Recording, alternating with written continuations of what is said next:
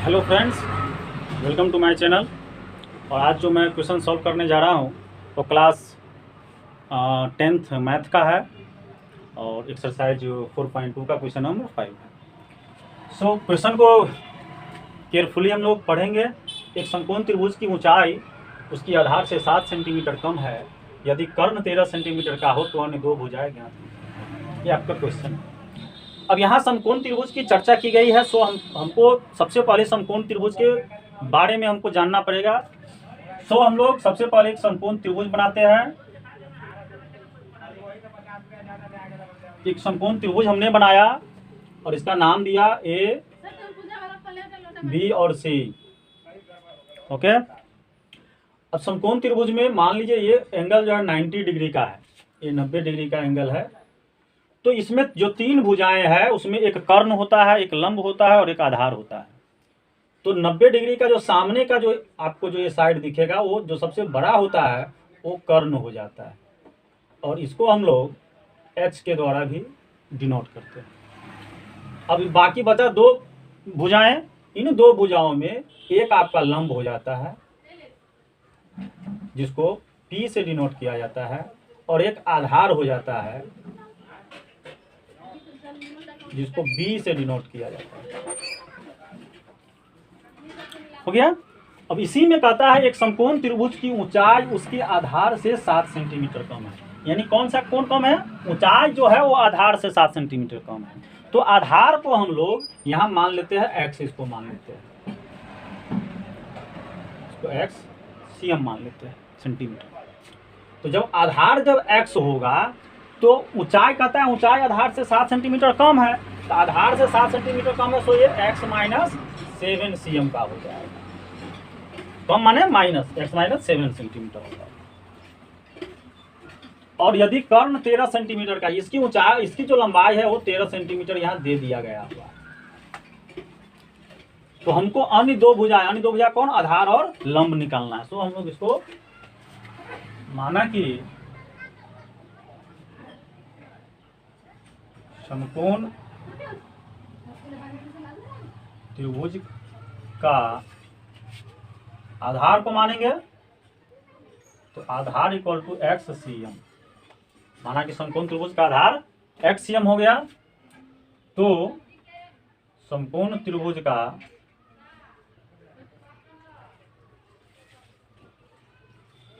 ऊंचाई क्या हो जाएगा? ऊंचाई x माइनस 7 cm। यानी ये जो लंब है इस लंब को हम लोग ऊंचाई भी बोलते हैं, हाइट भी बोलते हैं वो। तो लंब आपका ऊंचाई में काउंट होगा, इसको हम लोग ऊंचाई भी बोलेंगे हम लोग।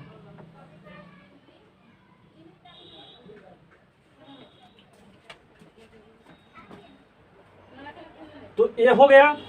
अब समकोण त्रिभुज के बारे में पाइथागोरस का एक प्रमेय है कि जो कर्ण का स्क्वायर होता है वो बाकी दो जो भुजा बचता है लंब और आधार उसके स्क्वायर के सम के बराबर होता है, जोड़ के बराबर होता है। तो पाइथागोरस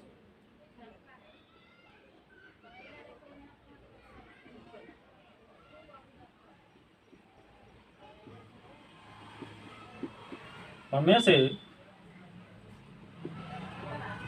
समकोण त्रिभुज ABC में, तो समकोण त्रिभुज ABC में क्या होता है? इसका फॉर्मूला जो होता है कर्ण स्क्वायर बराबर लंब का स्क्वायर जोड़ आधार का स्क्वायर। तो कर्ण जो है इस त्रिभुज में कर्ण कौन हो गया? AC। तो हम लोग इस कर्ण के स्क्वायर की जगह पे हम लोग AC का स्क्वायर भी लिख सकते हैं। लंब कौन हो गया? ये यहाँ लंब x माइनस 7, तो हम लोग x माइनस 7 का स्क्वायर लिख सकते हैं। और आधार जो हो गया ये हाँ, तो लंब हो गया। लंब को हम क्या चीज से पहले माने हुए हैं? BC से। तो BC का स्क्वायर और आधार को कौन चीज से माने हुए हैं? AB का स्क्वायर। और AC जो है, आप AC का वैल्यू देखो वहाँ क्या है? तो AC का वैल्यू है 13, तो 13 का स्क्वायर। BC का वैल्यू कितना है? x minus 7, so x minus 7 का स्क्वायर। और AB का जो वैल्यू है वो AB का हमने x माना हुआ है, सो ये x का स्क्वायर। अब 13 का स्क्वायर कितना हो जाएगा? 169। अब यहाँ a माइनस बी के होल स्क्वायर पे इसको तोड़ना है, x माइनस 7 को। तो आप a माइनस बी का जो फॉर्मूला होता है a माइनस बी का, ये होता है a square minus 2ab plus B square. तो आपको यहाँ लेना क्या है? x minus 7। So x minus 7 का जब स्क्वायर करेंगे तो ये आपका ए हो गया, ये बी हो गया। तो ए की जगह पे क्या है एक्स, तो एक्स का स्क्वायर माइनस 2 इंटू ए की जगह पे एक्स, बी की जगह पे 7 और प्लस बी स्क्वायर, तो बी की जगह पे क्या है 7 है, तो 7 का स्क्वायर। तो कितना हो जाएगा एक्स स्क्वायर माइनस 2 7 जा 14x प्लस 7 का स्क्वायर 49 हो गया। तो x माइनस 7 का एक्स स्क्वायर कितना आ जाएगा, तो हम लोग यहाँ लिख सकते हैं इसको x square minus 14x plus 49 और प्लस एक्स स्क्वायर। अब आपको ये 169, अब यहाँ एक्स स्क्वायर और एक्स स्क्वायर, तो ये आपका हो गया 2x स्क्वायर और माइनस 14x प्लस 49। अब हमको द्विघात समीकरण में करना क्या होता है कि जो एक्स स्क्वायर और एक्स ए वाले जो टर्म होते हैं सो इधर होते हैं, तो हमको इस सारे को हम लोग इधर ले आते हैं। तो ये 2x square minus 14x plus 49 और इधर तो ये है ही, सो प्लस 1 सॉरी इधर ले आते हैं और उसको पहले उधर ले आते हैं हम लोग।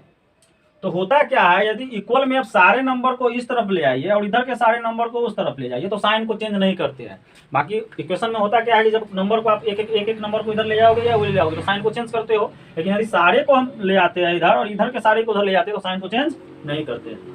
अब आप यहाँ क्या लिखोगे 2x square minus 14x plus 49 और इधर को जब लाते हैं तो माइनस, क्योंकि एक ही ला रहा है इसलिए 169 इक्वल टू 0।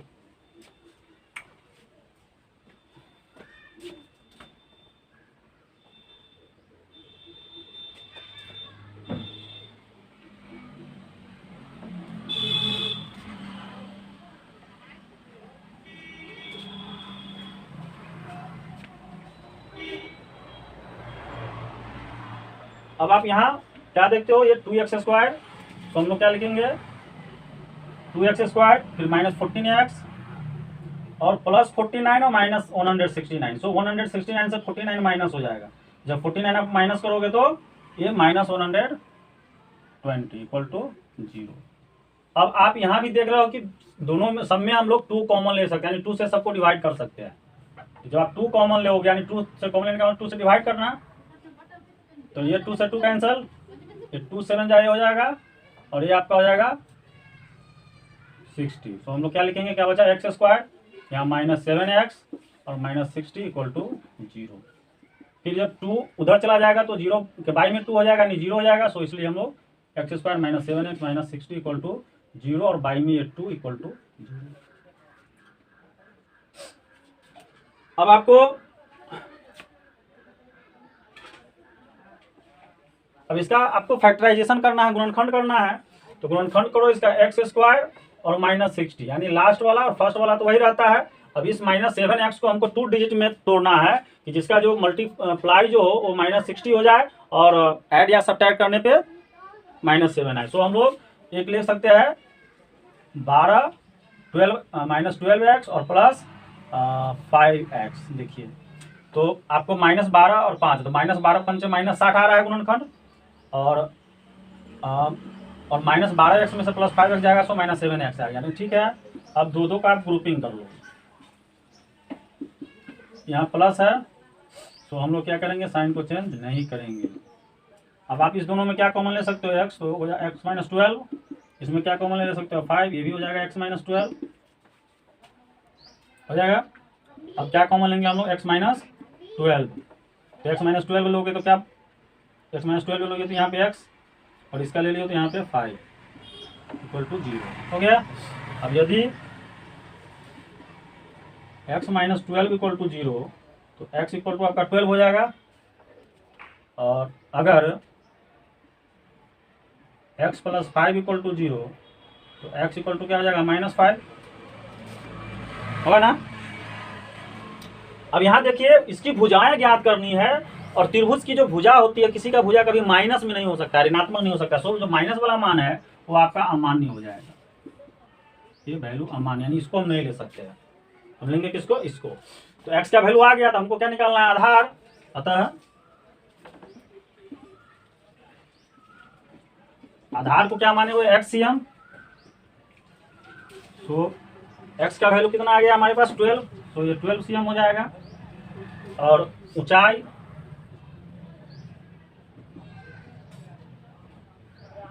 तो ऊंचाई को हमने क्या माना है, x माइनस 7।